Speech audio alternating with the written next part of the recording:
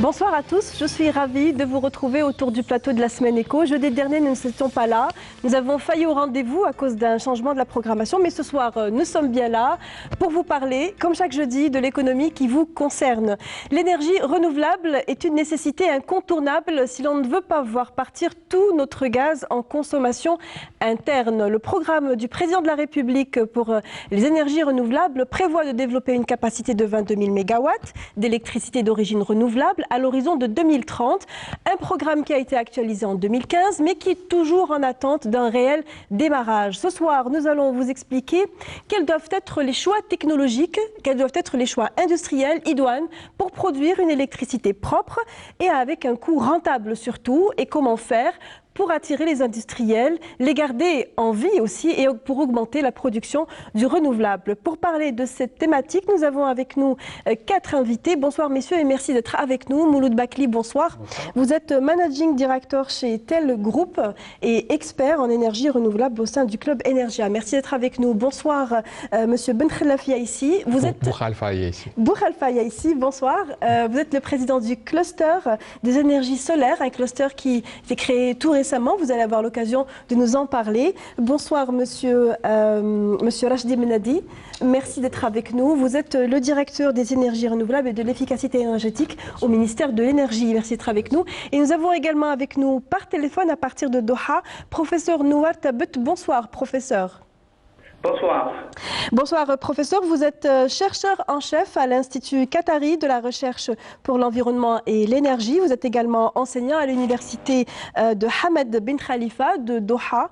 Et vous avez également, entre autres, occupé le poste de recteur de l'université de Constantine en Algérie. Merci encore une fois d'accepter notre invitation et d'être parmi nous à distance malgré le décalage horaire. Professeur Nouar. Merci de l'invitation. Voilà donc pour le débat de ce soir portera sur le paramètre coût et le paramètre choix technologique de l'énergie, des procédés d'énergie renouvelable. Le thème que nous avons choisi n'est pas totalement, est totalement lié à l'actualité puisque les travaux d'une conférence dédiée à la transition énergétique a été organisée à Alger en fin de semaine. Il a démarré hier et il continuera encore demain. C'est un forum qui est organisé par le Forum des chefs d'entreprise et la Sonatrach et les travaux ont pour occasion d'aborder les questions liées aux énergies renouvelables, de l'engagement de l'État et des patrons aussi, leurs ambitions concernant le développement des énergies renouvelables. La couverture a été réalisée par Sarida Mariouf. On la suit et on revient tout de suite après pour le débat. Des thématiques pertinentes telles que l'état des lieux et le potentiel national dans les énergies renouvelables, les changements climatiques ou encore les compagnies pétrolières dans l'âge de la transition énergétique sont inscrites au cœur des débats de la conférence exposition sur la transition énergétique que le ministre de l'Énergie qualifie de défi de l'heure. La transition énergétique est également au cœur de nos préoccupations parce que nous considérons justement qu'il est primordial que notre développement économique soit sécurisé tout en devenant de moins en moins dépendant des ressources fossiles. À ce propos, je voudrais rappeler que cette question fait l'objet d'une attention particulière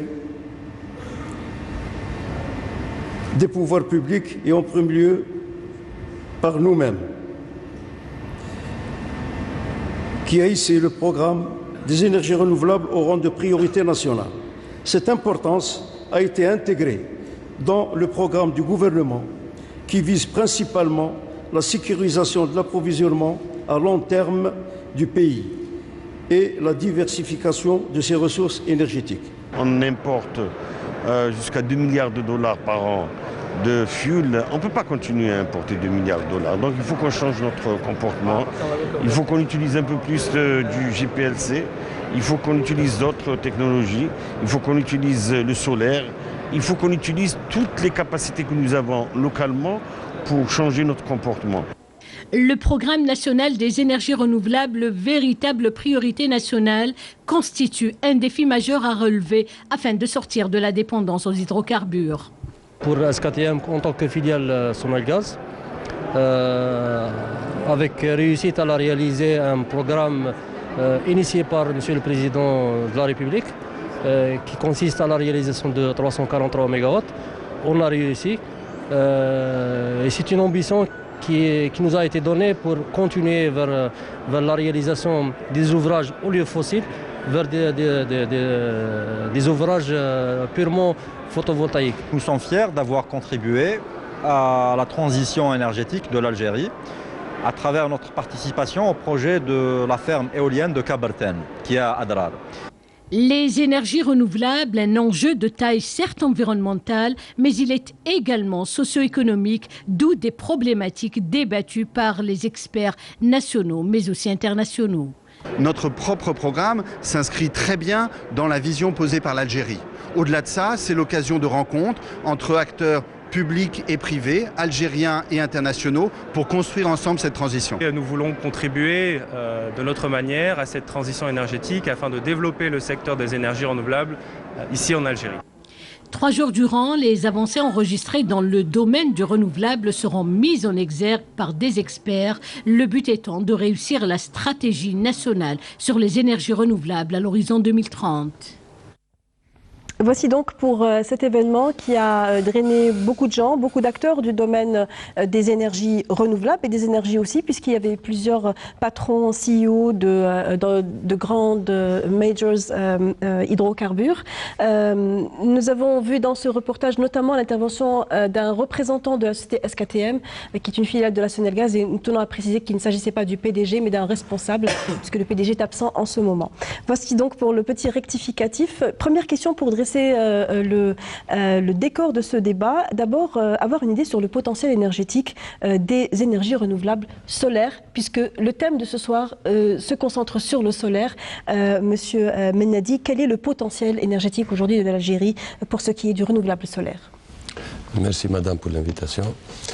Je salue vos téléspectateurs pour cette soirée.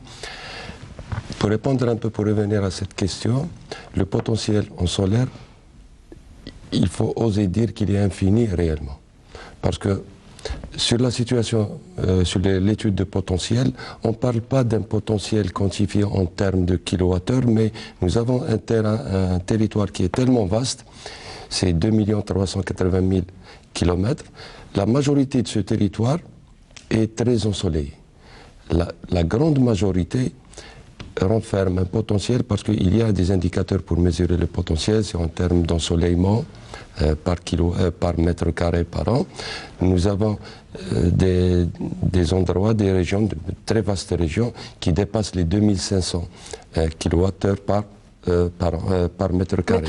Par mètre carré. Il faut savoir que sur ça, tout est exploitable, que les 80% du territoire, et la limitation qui existe dans notre territoire, c'est la disponibilité des terrains. C'est-à-dire qu'on peut dépasser les 80% du territoire là où on peut installer. Comme vous le savez, pour exploiter du solaire, il faut installer des champs de panneaux solaires. Les champs, et c'est cette contrainte-là, les panneaux solaires consomment du terrain. Mais heureusement que pour notre situation, cette contrainte ne se pose pas parce que là où on peut exploiter, c'est à partir des hauts plateaux, donc du sud des hauts plateaux et vers le Grand Sud. C'est cette grande majorité. Il y a une décision du gouvernement pour éviter les terres à vocation agricole, effectivement, mais heureusement pour ces terres-là, c'est vers le nord. D'ailleurs, certaines centrales ont dû être déplacées, des projets de centrales qui n'ont pas encore eu lieu, ont dû être déplacés à cause du fait que c'était au départ installé sur des terrains, sur un foncier agricole, c'est bien ça? Exactement. Et la réalité, c'est que pour ces cas, il n'y avait pas beaucoup de cas. Il y avait 3 cas. Et pour les 3 cas, la vocation agricole n'était pas, c'était à potentiel agricole. Même pour ça, le gouvernement a dit de ne pas utiliser des terres même à potentiel, même éventuellement à potentiel. C'est pour vous dire que l'intérêt que l'État porte aussi pour le côté agricole des terres. Mais puisque nous disposons de beaucoup de terrains, donc une superficie... Donc le potentiel est variable selon les zones, mais puisque les zones qui sont visées sont les hauts plateaux et le Grand Sud, il y a une moyenne de combien en termes de mégawatts exploitables au mètre carré? C'est infini, madame, c'est infini. Une seule, par exemple, je prends la région, je prends Adrar à titre d'exemple, là où il y a d'Adrar, si on couvre Adrar complètement, on peut subvenir à l'énergie de toute l'Afrique et de l'Europe réunies. Aujourd'hui, combien produisons-nous d'électricité à partir du renouvelable? Oui, en termes de capacité, c'est-à-dire lorsqu'on parle de centrales installées, nous avons l'équivalent de 380 mégawatts. Ça, c'est les centrales, capacité installée. Maintenant, en termes de production, nous produisons actuellement 460 gigawattheures pendant une année. Ça, c'est la production. Donc, le consommateur algérien, maintenant, il consomme du nord au sud, il consomme de l'énergie renouvelable. Pour ces centrales-là, il y a un autre facteur, c'est le temps... un mélange d'énergie. Bien sûr. Non, il y a pas effectivement, il n'y a pas de différence. C'est dans le circuit, mais... Non, il n'y a pas de différence entre l'électron, du point de vue physique, l'électron renouvelable, il n'est pas différent du tout de l'électron conventionnel. C'est de l'électricité, c'est la forme physique elle-même. Maintenant, il y a un autre facteur, c'est le temps d'ensoleillement. Le temps d'ensoleillement, et là, c'est un facteur important parce que bien que vous puissiez avoir une intensité du soleil dans une région, donc c'est l'ensoleillement, mais la durée de cet ensoleillement, et là aussi, nous avons aussi des atouts vraiment incomparables avec la majorité du monde.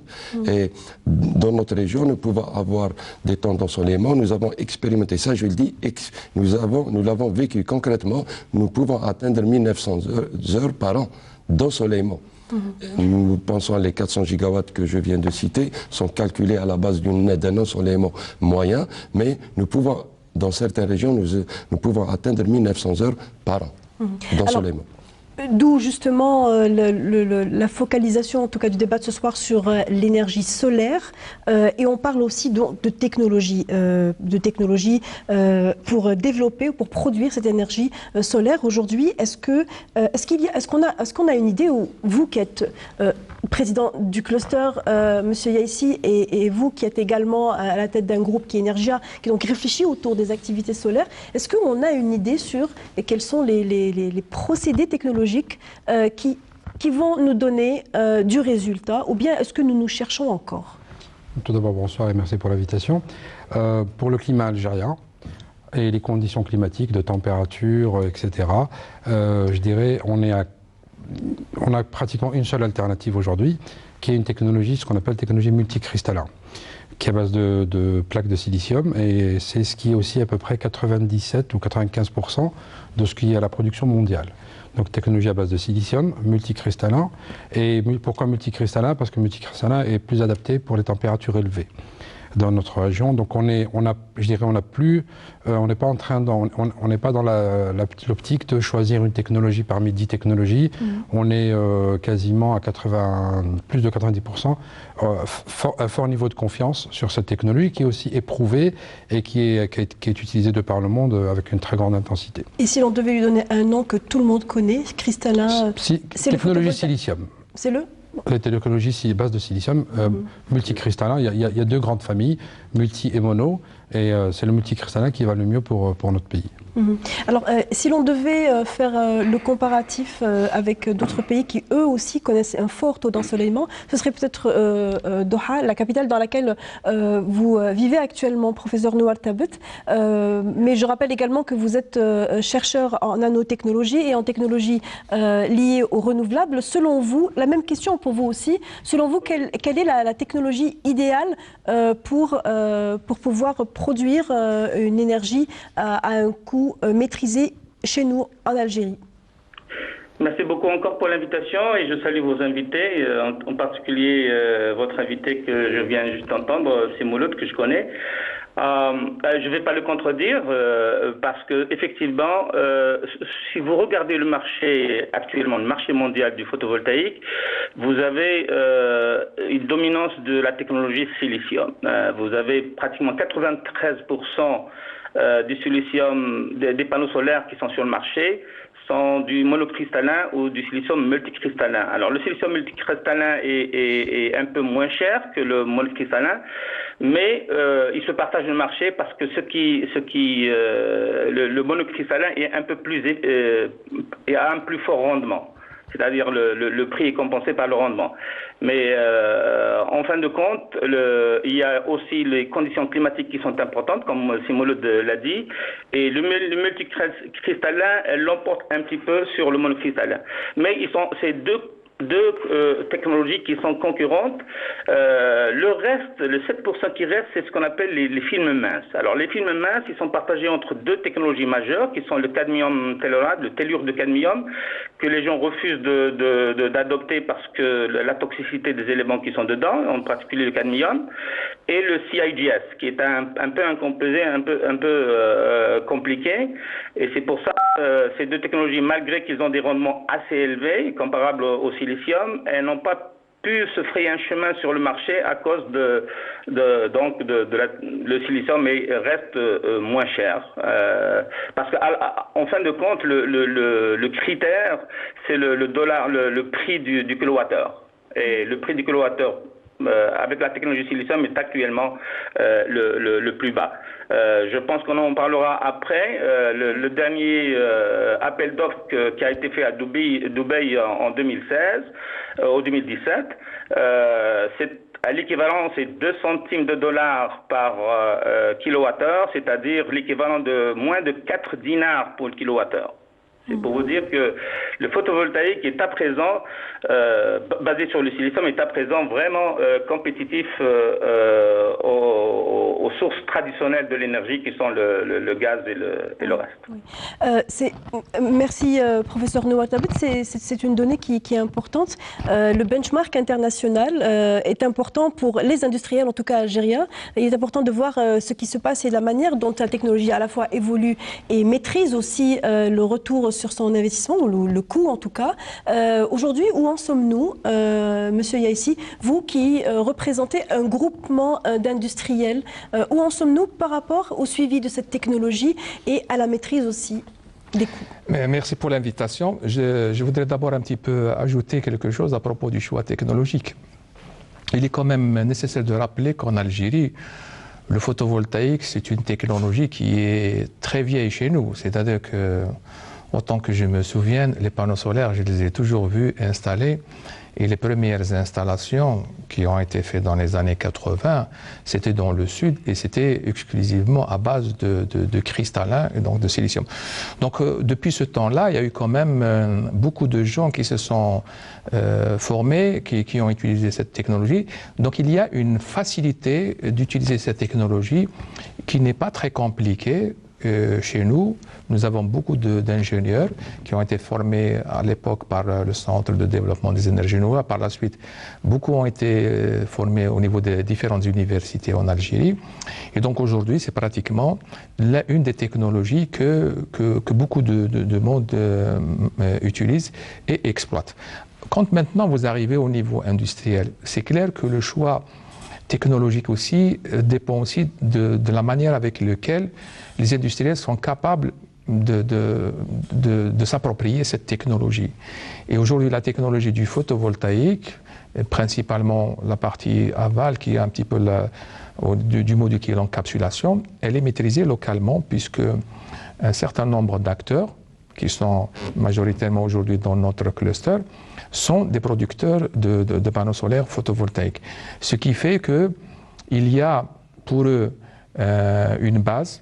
Donc cette base-là, c'est un petit peu je dirais un petit peu le potentiel humain qui existe là, qui arrive à le maîtriser. Aujourd'hui, la problématique, elle est beaucoup plus au niveau du marché.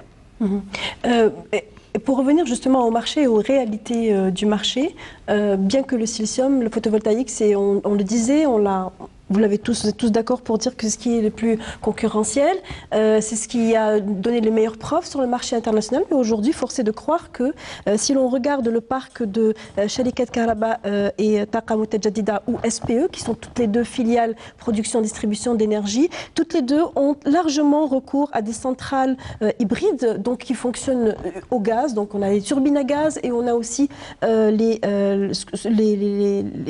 turbines ou plutôt les appareils qui fonctionnent au gasoil pour produire de l'énergie. Est-ce qu'on est d'accord pour le chiffre? Il y a seulement une vingtaine de centrales qui utilisent aujourd'hui le photovoltaïque seulement, ou bien est-ce qu'il y en a plus? Merci. Non, je rectifie un peu la donnée parce qu'il n'y a pas de centrale hybride. Il n'y a qu'une seule centrale hybride en Algérie, c'est celle de Hassermel, qui fonctionne au gaz et au solaire. Oui. Mais là, ce n'est pas de photovoltaïque. Non, je parlais des turbines à gaz. Oui. J'ai parlé des turbines à gaz. Ces différences n'est pas centrales, hybride. elles fonctionnent. Les centrales à gaz ou les centrales diesel qui existent chez nous, qui sont chez SKTM. Maintenant, c'est tout SKTM qui a tout le parc. Tout le parc dans le sud, c'est SKTM. Les centrales qui sont au niveau d'SKTM fonctionnent uniquement à un seul carburant. C'est-à-dire que ce soit au diesel, elle fonctionne diesel, que si au gaz, elle fonctionne au gaz. Maintenant, le terme que vous avez utilisé relatif à l'hybridation, effectivement, l'hybridation est en projet. Parce que est en projet pour hybrider ces centrales qui existent. C'est un projet sur lequel travaille déjà SKTM pour des raisons évidentes de rentabilité, parce que comme vous le savez, et là je tiens à le souligner, c'est que l'électricité produite au niveau du sud, dans les réseaux isolés par SKTM, coûte très cher. Pas uniquement parce qu'ils utilisent du gasoil, mais parce que ce gasoil, réellement, il coûte très cher. Pas à son prix seulement, mais par rapport derrière le rideau, il y a le facteur transport, il y a un coût de transport, d'escorte et tout ça qui font que le diesel, il faut le facteur importation aussi, une partie du gasoil est importée. Exactement. Ne serait-ce que ça. Hein. Et si on l'importe, ça veut dire que c'est dans les ports du Nord, dans les ports des villes du Nord, soit Alger, soit Arziou, soit Béjaïa, soit Skikda. Maintenant, après, il faut le transporter. Et c'est un coût exorbitant. Donc, c'est ce coût-là, d'où la nécessité d'aller vers l'hybridation de ces centrales-là du Sud, qui permettent un peu de réduire leur consommation en termes de fuel, en termes de gasoil, et ainsi rentabiliser ou diminuer les coûts de fonctionnement. Parce qu'il faut savoir que là, pour notre population qui vit au Sud, consomme de l'électricité, bien sûr, c'est un devoir de l'État, mais en même temps, c'est un coût exorbitant. Et il faut également rappeler que dans la cartographie de SKTM, à partir des hauts plateaux et tout le Grand Sud, l'essentiel fonctionne au gasoil. Ce sont des réseaux qui sont isolés, donc il n'y a pas d'interconnexion, contrairement au Nord, où il y a davantage de centrales photovoltaïques qui sont, elles, connectées en réseau. Aujourd'hui, on utilise beaucoup plus de gasoil, finalement, pour produire de l'énergie dans le Sud. Alors, une question pour notre invité qui est au téléphone avec nous à partir de Doha. Est-ce que l'emploi ou le recours au gaz naturel, au gasoil aussi, est un pas ou est on va dire, une étape nécessaire pour aller vers une production d'énergie propre pour un pays qui est comme le nôtre, producteur d'hydrocarbures, bien sûr? D'accord. J'ai une petite remarque concernant l'hybridation. Les centrales, à ma connaissance, la centrale de Hassim Saoud ou de Hassermel est une centrale hybride, mais qui n'utilise pas le photovoltaïque, mais qui utilise le CSP, le solaire concentré. Et le solaire concentré, le CSP, il y a 20 ans, il concurrençait de très près le photovoltaïque, mais il ne le fait plus. Le CSP a complètement perdu le terrain. Le coût actuel du kilowattheure du CSP est plus que le double de celui du photovoltaïque. Donc ça, c'est pour les choix technologiques. Maintenant, effectivement, pour les zones isolées, les zones rurales,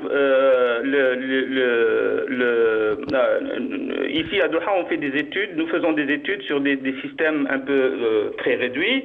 Vous avez un générateur diesel qui génère donc de l'électricité, mais au cours de la journée, on utilise le photovoltaïque et ça permet on a fait des calculs, ça permet d'augmenter la durée de vie du générateur diesel parce qu'on limite son utilisation, par exemple la nuit uniquement, pendant le jour on produit du solaire, et éventuellement on peut coupler avec une batterie, mais les batteries coûtent cher pour le moment.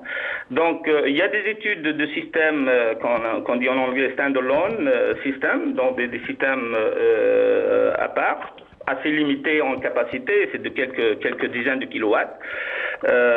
Mais effectivement, ça reste plus cher que les grandes fermes solaires de quelques centaines de mégawatts. Donc le prix est effectivement plus élevé.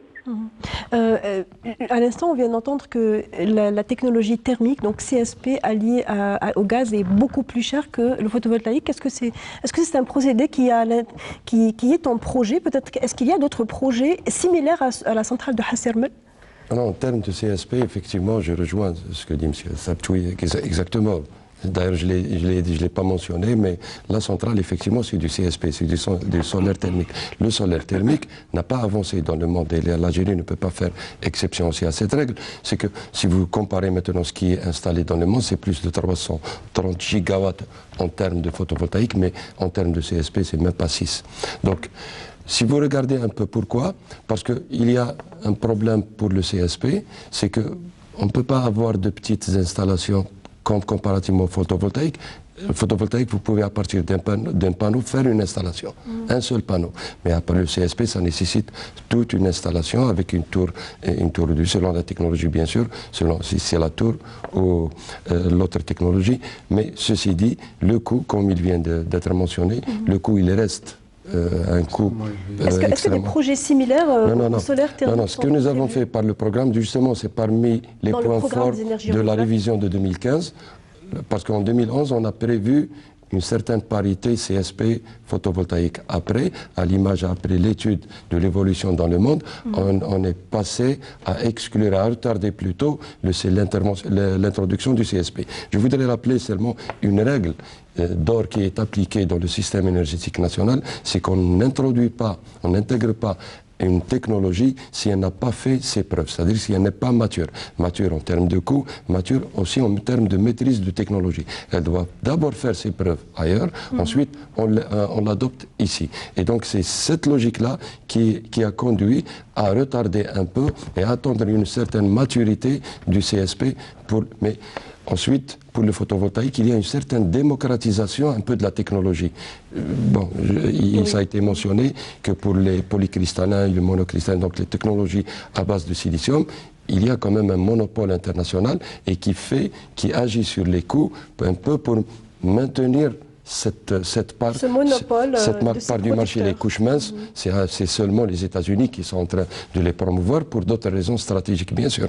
Mais pour les technologies de silicium, c'est la partie dans Taïwan, la Chine et ensuite le reste de l'Asie. Mais ces technologies-là, c'est pas les technologies les plus prometteuses en termes de rendement, parce qu'il y a d'autres technologies qui entrent maintenant dans le jeu, le perovskite et l'organique. Il y a d'autres technologies qui ont des rendements prometteurs, mais comme le rendement n'est pas le seul critère, il y a aussi la question des coûts et l'adaptation à une région climatique définie. L'Algérie présente dans des régions des températures tellement hautes que n'importe quelle technologie se dégrade dans... Par exemple, pour l'éolien, j'ouvre une parenthèse, pour l'éolien, à 45 degrés, les éoliennes arrêtent de fonctionner. Alors, il y a la dégradation du rendement des panneaux photovoltaïques pour le photovoltaïque, mais dans le sud, plus vous aurez une température élevée, alors ça se dégrade. Donc, d'où le choix qui a été opéré. D'où la réorientation, enfin, on va dire l'actualisation du projet Madame, en 2015. Je voulais simplement peut-être informer les gens que nous avons déjà construit à Gherdaya une centrale pour tester les technologies, la centrale de Wedenchou de 1,1 MW qui fonctionne. Et là, toutes les technologies, les principales technologies ont été utilisées justement pour permettre une analyse de la technologie et de conclure à une technologie la mieux adaptée pour le contexte. Et le contexte algérien est aussi particulier. Mais il est aussi important d'avoir un regard sur ce qui se passe à l'international, les évolutions que subissent ces différentes technologies à l'international. Aujourd'hui, est-ce qu'il y a une étude qui est faite par la corporation, par les acteurs de la production du renouvelable, des études sur la performance, justement, en termes de compétitivité des installations, selon qu'elles soient thermiques ou photovoltaïques, en parallèle de ce que l'État réfléchit, veille et recadre? Là, on a vu que le projet, il tâtonne ou il ralentit, mais là, vous dites que voilà, il a dû être actualisé en 2015 pour des raisons techniques. De votre côté, comment est-ce que vous vivez la chose? Est-ce que vous faites des études? Est-ce que vous planchez sur cela en collaboration avec les pouvoirs publics notamment? Si je peux intervenir, je pense que toujours un petit peu cette problématique de technologie, et il faut quand même savoir que la technologie du CSP, c'est une technologie qui a ces acteurs, et c'est un marché fermé. Il faut quand même bien le mentionner. Ça veut dire que si vous voulez installer une centrale, qu'elle soit de 20 MW ou de 100 MW, vous aurez affaire à un seul acteur.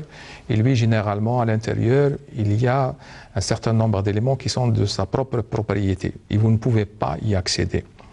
La démocratisation du photovoltaïque permet qu'aujourd'hui, c'est-à-dire qu'on peut commencer faire une centrale de 100 MW, mais on peut commencer avec une étape de 5 MW, 10 MW. Et ce qui est aussi intéressant, c'est que même si on fait un projet de 100 MW, on est capable, dès qu'on libère par exemple 10 MW, de pouvoir commencer à envoyer de l'électricité sur le réseau. Avec le CSP, vous ne pouvez pas le faire. Vous êtes obligé d'attendre minimum entre 24 et 36 mois pour que cette centrale soit totalement finalisée pour pouvoir le faire. D'où son manque de compétitivité, comme ça a été cité tout à l'heure, du solaire thermique. Mais pour ce qui est des études, appliquées en Algérie sur les niveaux de compétitivité, est-ce que des études ont été faites par la corporation, ne serait-ce que le cluster que vous représentez? Aujourd'hui, c'est que nous nous concentrons principalement sur l'énergie solaire. Nous nous concentrons surtout sur la technologie du photovoltaïque, puisque c'est celle-là qui aujourd'hui présente les caractéristiques des coûts les plus compétitifs par rapport à ce qui existe à l'échelle internationale. Les autres technologies, on les regarde, si vous voulez, sous forme de veille technologique, c'est-à-dire qu'on surveille un petit peu qu'est-ce qui se passe à l'échelle internationale, ce qui, par exemple, promu dans certains pays, comme dans le Golfe ou bien en Chine, et nous suivons un petit peu cette technologie avec beaucoup d'attention. Alors, on est dans la tendance mondiale. Il y a quelques années, il y a 10 ans, CSP était, peut-être 15 ans, le CSP était assez compétitif, moins cher que le photovoltaïque. Après une totale inversion de la courbe, et le photovoltaïque, les prix ont baissé quasiment x10, si on prend depuis 2008. Et là, le CSP n'a plus de place dans le mix, parce que aujourd'hui les meilleurs chiffres qui sont publiés sont autour de 7 ou encore 10 centimes le kilowattheure. C'est déjà excellent. Pour le CSP, c'est vraiment tiré très optimisé. Photovoltaïque, le chiffre record en 2017 qui a été atteint est de l'ordre de 1,7 centimes le kilowattheure. Les meilleurs prévisionnistes qui avaient fait les prévisions il y a, je dirais, 10 ans, avaient prévu cette performance pour 2025-2030. Il y a eu une accélération de la courbe et on a eu cette performance déjà aujourd'hui. Pour ce qui est de l'Algérie, pour comparer par rapport aux performances qui ont été réalisées dans des centrales en Arabie Saoudite, pour ce qui est de l'Algérie, à combien est le kilowattheure photovoltaïque? Aujourd'hui, c'est difficile de l'estimer parce qu'il n'y a pas eu vraiment de projet, à ma connaissance, avec ce qu'on appelle un IPP, c'est-à-dire tout ce qui est la sophistication financière qui doit venir avec une ferme solaire, c'est-à-dire avec une sorte de simuler des tarifs de rachat, etc. Maintenant, j'ai discuté avec une boîte allemande Belectric, pour ne pas les citer, il y a 2-3 jours. Vu le productible, et on a un productible, d'après les gens de Belectric, on a assisté à la même réunion sur la région de Nahama, je crois, qui est, d'après eux, exceptionnel, voire le meilleur au monde. Ils n'ont jamais vu un ratio kilowattheure mètre carré similaire à cet endroit-là. Il y a des raisons, ensoleillement et aussi température. Le panneau solaire, il aime deux choses, l'ensoleillement et le froid. Oui, mais il n'y a pas que ces éléments-là, on est d'accord, il y a aussi des éléments objectifs qui sont liés au produit en lui-même. Voilà, donc ils ont maintenant, je crois, un an et demi de recul. Et quand on a ce recul-là, on peut, avec les kilowattheures collectés réels, il y a ce qu'on appelle le performance ratio, donc la performance de la ferme solaire, comment elle a été optimisée, etc. Et eux-mêmes ont été surpris de ces résultats-là. Alors, je dirais une approximation de loin, et même si il faut un écosystème aussi. Donc on en a parlé beaucoup dans les deux jours d'Energia. C'est un ensemble c'est comme un maillon, donc plusieurs éléments doivent être conjugués en même temps. C'est comme une pièce musicale qui doit tout tourner en même temps. Quand vous avez tous ces éléments qui sont le financement, l'accès au réseau, la logistique, tout était bien facilité, on arrive en fait finalement à drainer des prix, ce qu'on appelle le landed price, c'est-à-dire le prix à l'arrivée quand finalement installé, qui sont extrêmement bas.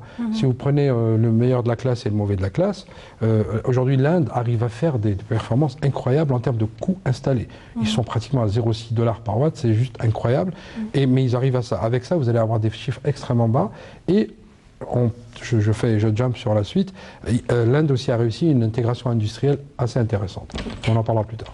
Pour revenir à l'Algérie, on va poser la question à notre quatrième invité qui est avec nous par téléphone, professeur Nouar Tabet. Est-ce qu'il est aujourd'hui difficile, ou en tout cas quels sont les préalables et de quelle manière peut-on définir le coût du kilowattheure en photovoltaïque? Aujourd'hui, Mouloud Bakli vient de le dire, on n'est pas encore en mesure en Algérie de définir et de savoir combien ça nous coûte. Est-ce que c'est quand même une information qui est quand même importante quand on s'apprête à lancer un programme de l'envergure de celui qui est annoncé par les pouvoirs publics? Absolument, je l'ai dit tout à l'heure, c'est un facteur clé, le coût du kilowattheure. C'est extrêmement important. Il peut être calculé si on a les données nécessaires. C'est ce qu'on appelle le coût nivelé, le levelized cost of energy, comme on le dit en anglais. Et pour une technologie donnée, on peut estimer, parce que toutes les compagnies vous diront, je vous garantis, le panneau solaire, il va fonctionner pendant 25 ans, à 30 ans, et au bout de 25 ans ou 30 ans, il va produire encore 80% de la performance initiale.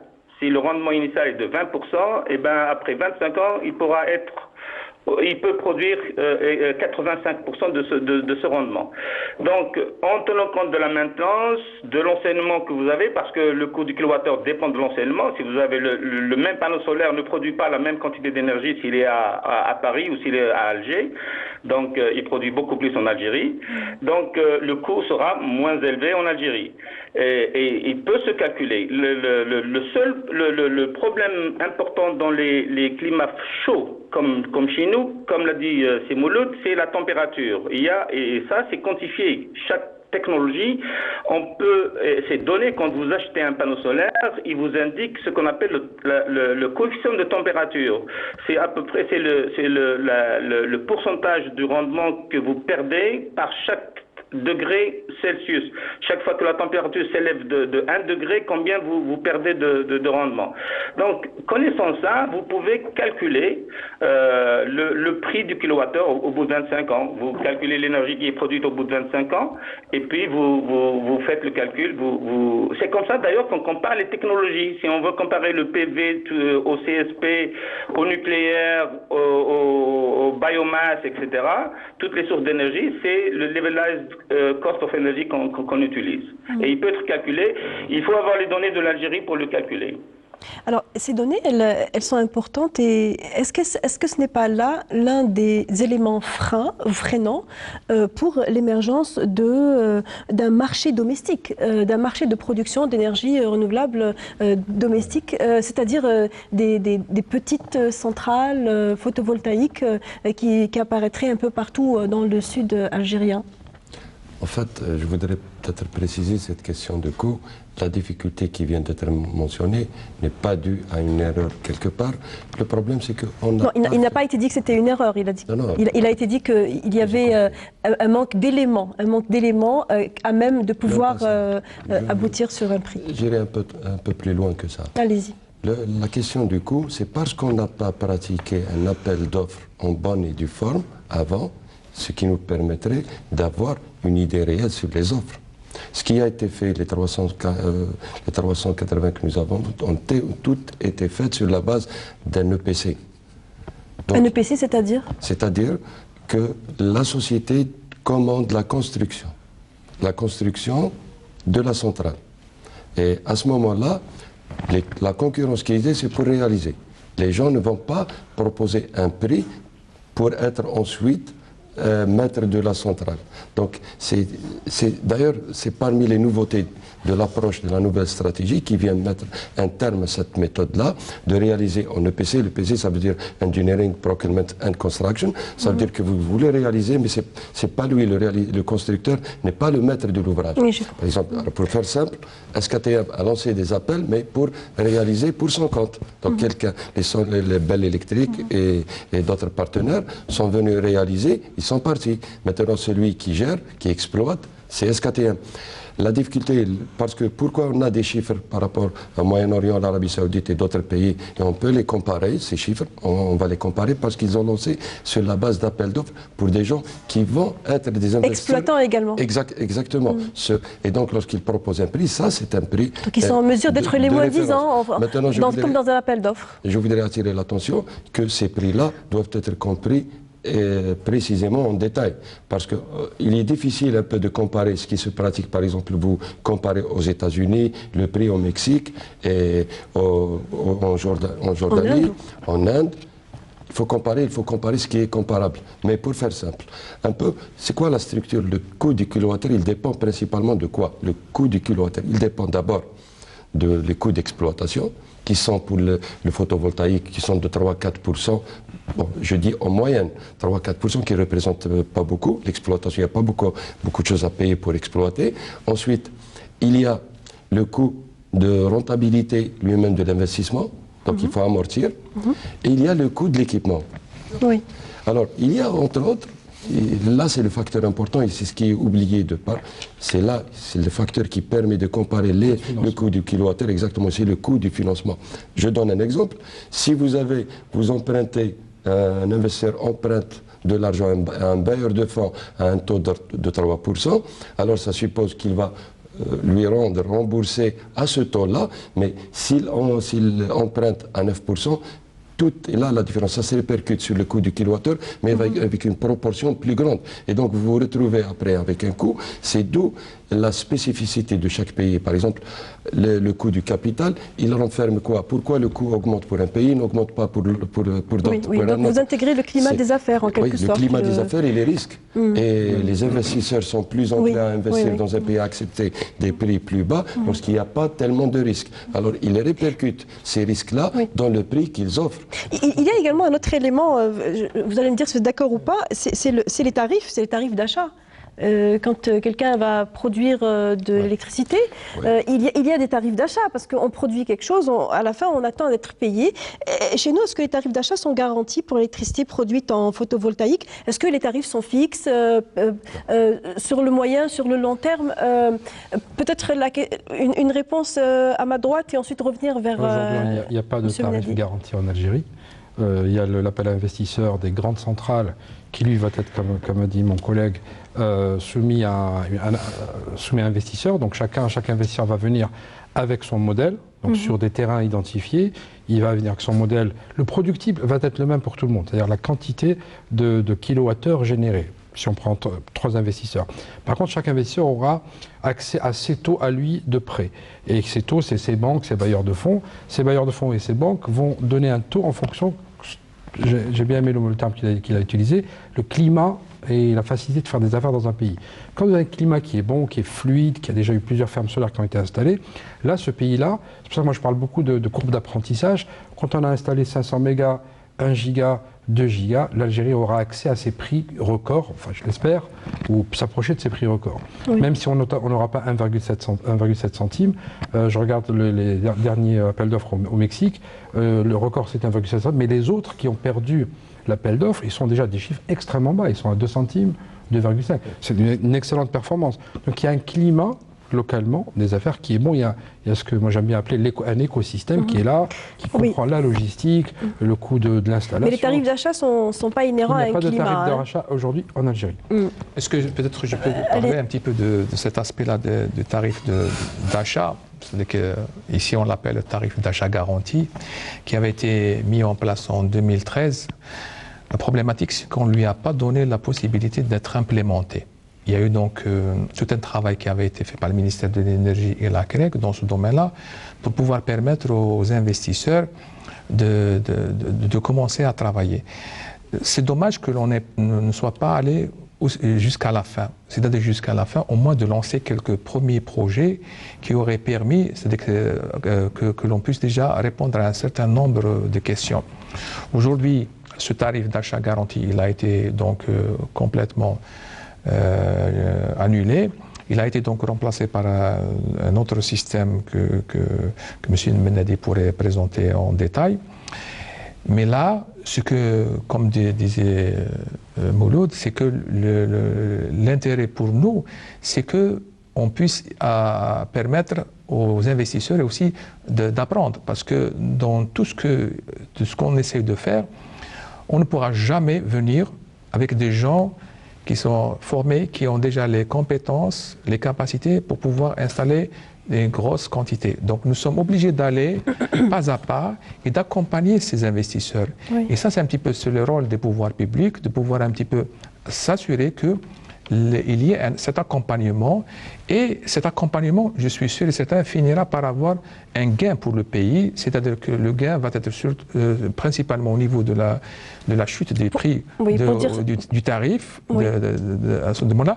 Et aussi, l'apprentissage va aussi générer de l'activité locale, premièrement, et secondo, dans une seconde phase qui pourrait être un peu plus importante, quand on aura vraiment appris de manière très importante, de pouvoir faire aussi de l'exportation. Je voudrais préciser cette question de tarif. Le tarif d'achat garanti est un mécanisme d'encouragement des énergies renouvelables, parce qu'il est supposé que le coût du kilowattheure renouvelable est plus grand que celui du conventionnel. Alors, mais le tarif d'achat garanti, si je veux sortir un peu du jargon spécialisé, il est toujours garanti, même dans la procédure d'appel d'offres.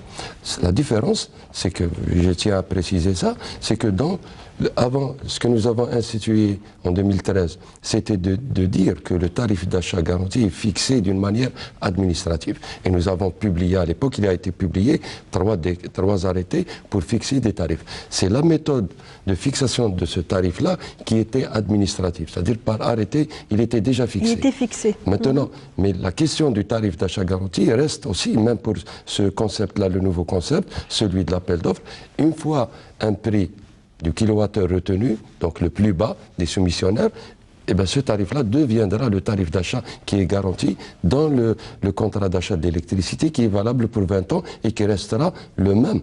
C'est toujours vous voulez dire qu'il y a un tarif d'achat qui est appliqué à chaque appel d'offres selon la performance de l'offreur, c'est ça? Selon le moins 10 ans. C'est-à-dire le moins 10 ans, celui qui propose le kilowattheure le plus bas, il sera retenu. Et une fois, alors, s'il est retenu, on va lui donner un contrat d'achat de l'électricité avec l'acheteur, et donc il va le signer. Non négociable, du coup. Hein. C'est un tarif qui est donc imposé. C'est bien ça. C'est pas imposé. Ce qui est imposé, c'était le début. C'est parce qu'on l'imposait d'une manière administrative par arrêté, on a décidé avant. On décidait du tarif d'achat garanti, on dit ce tarif d'achat c'est celui-là. Alors après on demande aux investisseurs de voir si ça les intéresse. Après ils vont essayer de suivre la procédure habituelle et d'aller construire la centrale. Mais le tarif ils le connaissent avant, mais il est fixé d'une manière administrative. Sur la base de quoi on peut en discuter sur la base de quoi, mais c'est d'une manière administrative. Oui. Mais dans la configuration actuelle qui est projetée maintenant, c'est qu'on laisse déjà la compétition s'installer entre les différents soumissionnaires qui vont faire leurs calculs sur la base de ce qui a été mentionné ici, sur la base du climat d'affaires, sur la base de la rentabilité du projet, sur la base des sites, de l'endroit et tout ça, et ils vont proposer un prix. On les met en compétition, c'est dans l'esprit d'avoir in fine le meilleur prix possible de ça, le prix optimisé en quelque sorte, c'est une manière d'optimiser. Je tiens peut-être à relever, et mes collègues ne me contrediront pas, le tarif d'achat garanti tel qu'il a été pratiqué, même dans le monde, il est en train d'être abandonné progressivement. C'est cette manière de faire. L'actuel, c'est l'appel d'offres, et c'est elle maintenant qui est en train de donner d'excellents résultats. Les plus grandes nouvelles sur le prix que nous avons obtenues, soit au Mexique, en Jordanie, nous avons à Dubaï, ensuite en Arabie Saoudite, c'était basé sur cette question, sur cette méthode d'appel d'offres. Justement, la question, je vais la poser, celle du benchmark, car il est toujours nécessaire de vérifier ou de comparer ce qui se passe à l'international. Professeur Nouar Tabet, je rappelle que vous êtes chercheur en chef à l'Institut pour la recherche pour l'environnement et le développement des énergies renouvelables à Doha. Selon vous, est-ce que cette méthode de rapport entre celui qui est moins 10 ans, qui va par la suite pouvoir avoir un tarif d'achat qui lui sera garanti en fonction de son offre, est une option qui est viable et qui peut donner un résultat au regard de ce qui se fait ailleurs? Absolument, c'est une règle absolument connue. La compétition est le meilleur moyen d'abaisser les prix. Vous savez, les Chinois ont eu un grand mérite dans la réduction dramatique du solaire. Depuis qu'ils sont entrés dans le marché et avec leur massive production, la production massive, ils ont cassé les prix. Le prix du kilogramme de silicium en 2007 était aux environs de $500. Maintenant, il est à moins de $20. Il peut descendre à $17. Ils ont cassé les prix. La concurrence, c'est la meilleure manière de faire. Et l'expérience est en train de le prouver. Maintenant, bon, certains disent c'est un peu difficile. Les Chinois, ils ont la capacité de produire une capacité énorme. Les Américains n'arrivent pas. Ils ont fait des études sur les prix du photovoltaïque. Certains disent il y a peut-être la main d'œuvre pas chère, mais pas du tout. Si vous faites la contribution, vous calculez la contribution de la main d'œuvre au panneau solaire, elle est ridiculement faible. C'est l'économie d'échelle qui a fait que les Chinois ont gagné le marché du solaire. Pour parler du boom du photovoltaïque, la Chine a installé l'année dernière, en 2016, 34 gigawatts. 34 gigawatts, c'est-à-dire 34 millions de mégawatts. 34 000 mégawatts. Ils ont ajouté, c'est presque l'équivalent de la capacité installée. Ils avaient 44 gigawatts et ils sont passés à 78 gigawatts. L'Inde a plus que doublé la capacité installée. Elle avait 4 gigawatts, elle est passée à 9 gigawatts. Donc, les Américains ont installé presque 15 gigawatts. Donc, ils sont passés à 40 gigawatts maintenant de capacité installée. Donc, tout le monde se dirige vers le photovoltaïque. Je dirais un autre mot sur le prix. Les prix du photovoltaïque ne sont pas prêts de s'arrêter de baisser. La recherche scientifique, quand vous regardez la courbe de décroissance du prix du solaire photovoltaïque, chaque fois qu'il y a eu des découvertes dans la recherche, les prix ont décru. Il y a une corrélation parfaite entre les découvertes technologiques et l'abaissement des coûts. Donc, quelqu'un tout à l'heure a mentionné au début de l'émission l'émergence des perovskites. Nous avons un groupe de 25 personnes qui travaillent sur les perovskites.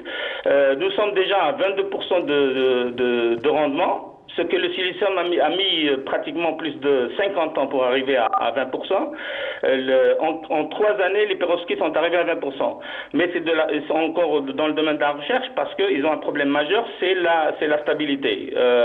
Pas plus de 5000 heures, alors que le silicium, c'est 25 ans. Donc, mais ça, c'est des problèmes de recherche qui vont être résolus à terme. Et tout le monde travaille dessus. Donc, il faut garder à l'esprit que, premièrement, le solaire, c'est la technologie c'est l'énergie du futur. Et deuxièmement, les prix vont de plus en plus baisser. Et ils ne vont pas s'arrêter de baisser. Une autre question, vous parlez de l'envergure des projets développés en Chine. En Algérie, quel est le volume idéal des projets de centrales photovoltaïques, en tout cas de production d'énergie solaire? Quel est le volume idéal? Est-ce que l'on devrait faire très grand comme le projet qui a été annoncé à un moment donné, qui a, semble-t-il, été gelé depuis, le projet des 4050 MW, ou bien faut-il faire plutôt des projets morcelés de moyenne, voire petite taille, selon vous? Ok. C'est à moi la question? Oui, c'est à vous, monsieur Nour Tabt. Oui. Alors d'abord, il y a une remarque importante que je voudrais faire sur les chiffres qui ont été annoncés, le chiffre de 22 gigawatts pour l'horizon 2030. D'après ce que j'ai lu, il y a 12 gigawatts qui sont destinés à être intégrés dans le réseau électrique et 10 gigawatts pour l'exportation. Même si on a 10 gigawatts uniquement, d'après ce que j'ai lu, ça correspondrait à environ de 20 à 25% de l'électricité dans le réseau électrique. Actuellement, les experts s'accordent à dire qu'il est très difficile d'injecter plus de 15% d'énergie solaire dans le réseau électrique.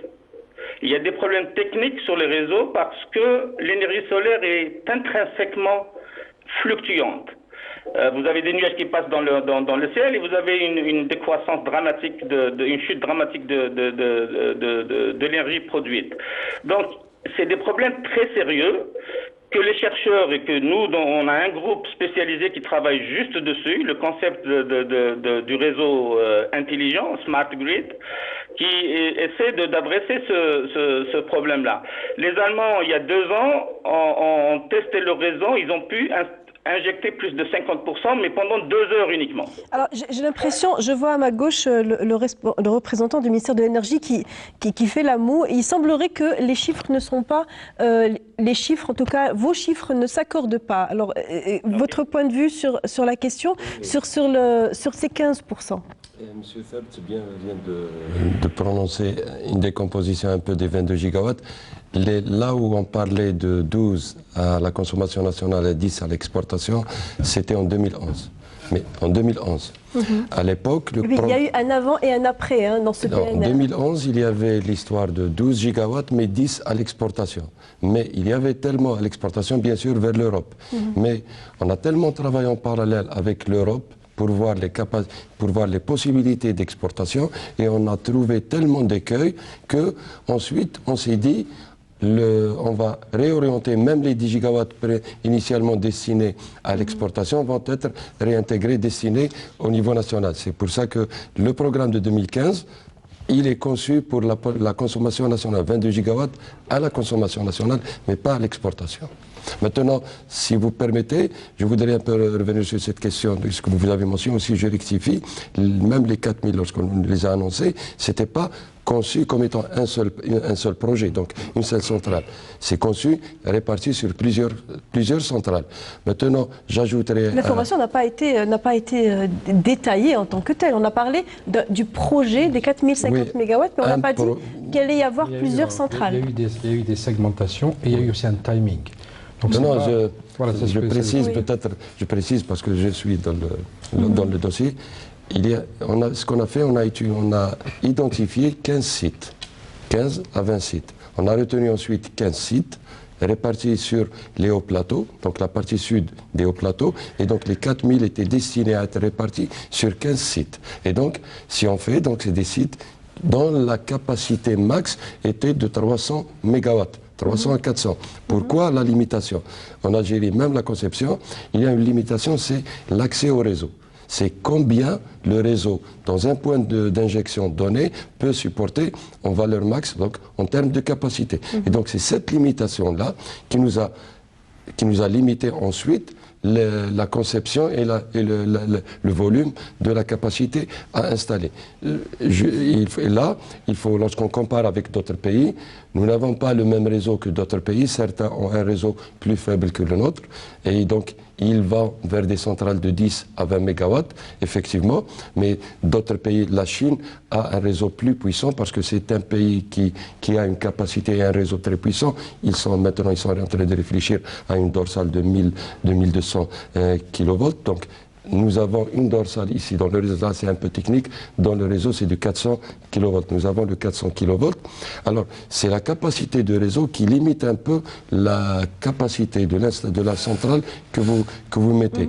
Et donc, pour reprendre un peu ce qu'il vient de dire, ce qui vient d'être dit par rapport aux 15% limitation, effectivement, il y a une certaine limite de combien vous pouvez injecter dans un réseau, parce qu'il faut tenir compte de la nature d'intermittence, de non-prévisibilité de ces énergies-là, parce que ça fluctue, et donc la stabilité du réseau passe en premier. Et pourquoi le projet est-il gelé aujourd'hui? Il n'est pas gelé.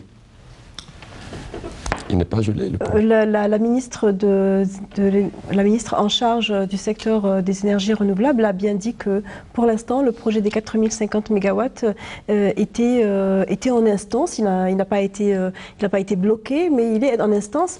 Oui. Et force est de croire que l'on en parle beaucoup moins, les officiels en parlent beaucoup moins, contrairement à ce qui a pu être dit et martelé à une certaine époque, puisqu'un appel d'offres était en préparation, plutôt un projet de loi a été en préparation, un amendement de loi a été en préparation et le projet des 4050 mégawatts était en voie d'être concrétisé. On n'avait pas un projet d'amendement de la loi. Je tiens à le préciser. Nous avons établi un décret qui fixe la procédure d'appel d'offres. Dans le décret, il n'y avait pas mention des 4000 MW. C'est un décret qui encadre toute la procédure d'appel d'offres.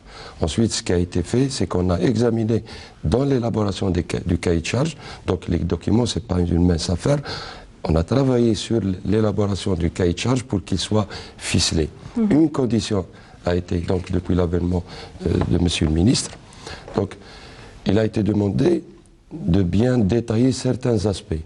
Et certains aspects, bien sûr, pour assurer la plus grande réussite de l'appel lorsqu'il sera lancé. Et donc, il n'y a pas une décision de gel, il n'y a pas une décision de blocage. Il y avait effectivement, si vous faites référence à ce que dit Madame la ministre des Énergies renouvelables, de l'Environnement et des Énergies renouvelables, je fais savoir qu'hier, il y avait la publication des décrets d'attribution de Madame la ministre avec l'organisation centrale. Il y avait cette période-là où il fallait travailler de concert entre les deux ministères un peu pour voir les compétences des deux ministères. Et ça a été réglé. Bien sûr, le décret vient d'être publié, c'est clarifié. Mais et on rappelle que ce ministère vient d'être créé, donc il fallait un temps donc, pour basculer... Mais la question est réglée, une fois maintenant est réglée. Je vais vous le dire pourquoi c'est réglé. Parce que l'État a décidé que toutes les productions, tous les projets d'énergie renouvelable qui sont prévus d'être raccordés au réseau, c'est toujours le ministère de l'énergie qui les gère. Maintenant, tous les autres projets en dehors de ce qui est raccordé au réseau, donc tout ce qui est promotion, qui est projet en dehors du réseau, ça sera le nouveau ministère qui vient d'être créé. Ça, c'est clarifié et même le décret vient d'être publié et c'est clair maintenant. Et c'est dit aujourd'hui. Ah oui. Un dernier mot, messieurs, puisqu'on arrive pratiquement et quasiment à la fin de cette émission, monsieur Yaissi. J'aimerais quand même revenir sur cette thématique de grande centrale qui a été abordée ici. Je pense que nous sommes, quand nous voulons introduire des énergies renouvelables, nous sommes aussi obligés de réfléchir à une nouvelle manière de gérer cette énergie. On ne peut pas raisonner avec les énergies renouvelables comme on raisonne avec une centrale électrique traditionnelle. C'est-à-dire que mettre une centrale de 1400 MW ou 1200 MW, etc. Les énergies renouvelables et l'énergie solaire, il est très bon pour la décentralisation. Ça veut dire que là, vous allez avoir une multitude de centrales que vous allez répartir sur le pays. Et un des avantages fondamentaux quand vous avez cette répartition, c'est que vous avez aussi une stabilité au niveau de la production d'électricité. Et ça, c'est un élément qui a été vérifié dans beaucoup de pays parce que, vous savez très bien, comme tout à l'heure l'avait bien signalé, quand il y a un passage nuageux, il y a une chute brutale de la production. Par contre, si vous avez cette répartition, on est capable un petit peu de prévoir. C'est-à-dire que la diminution graduelle de la puissance, il va y avoir certaines parties qui vont produire moins, alors que d'autres vont prendre le relais. Et ça permet de maintenir une production. Et la seconde chose, c'est que chaque fois que vous allez avoir ce type de centrale, vous allez aussi permettre la création d'emplois à grande échelle. Un dernier mot, Monsieur Bakli. J'aurais voulu qu'on parle un peu plus de l'industrialisation. Mais en fait, je voulais juste mentionner quelques chiffres. Le photovoltaïque aujourd'hui dans le monde, on dit que la règle qui est en général admise, c'est que par mégawatt, on crée 35 emplois. Rien que sur la phase des 4 gigawatts dont on vient de parler, on a à la source de ça à peu près 150 à 160 000 emplois à la clé, et ça c'est un paramètre très important. Si on fait une intégration intelligente, c'est-à-dire travailler avec les investisseurs qui vont eux gagner les appels d'offres et leur faire un système de bonus ou d'incentives s'ils prennent certaines parties en Algérie. Alors on a parlé du module, on a parlé il y a la structure aussi. Il y a tous ces maillons de la chaîne de fabrication qu'on peut nous intégrer, qu'on peut intégrer en termes de bonus dans le tarif de rachat. Et là, ça peut vraiment avoir un effet extraordinaire pour à la fois prendre du Made in Algeria et donc un panneau local et tout en gardant la compétitivité. Si on crée ça, si on crée cet écosystème, on va créer une multitude de PME, PMI qui vont aller essayer d'être compétitifs. C'est l'objectif qui évolue aussi à travers le plan. Si je prends exactement. Et donc ça c'est quelque chose d'extraordinaire. Et vraiment, le photovoltaïque présente l'électricité la moins chère. Et elle est très lucratif en termes de création d'emplois. Merci Maud Bakli. Un dernier mot, quelques secondes nous reste. Professeur Nouar Tabet, qui est avec nous à partir de Doha. Oui, juste merci. Juste pour dire que cette technologie du photovoltaïque, elle n'est pas aussi compliquée que la centrale nucléaire. Et je pense qu'il est très important que nos centres de recherche en Algérie soient encouragés et financés à fond pour développer ces technologies. Il y a des problèmes essentiellement qui nous sont particuliers, celui de la température dans le désert qui est assez haute et qui produit une dégradation du panneau. Nous travaillons ici à Doha, nous avons tout un groupe qui travaille dessus. Il est possible d'augmenter la résistance des cellules à la température.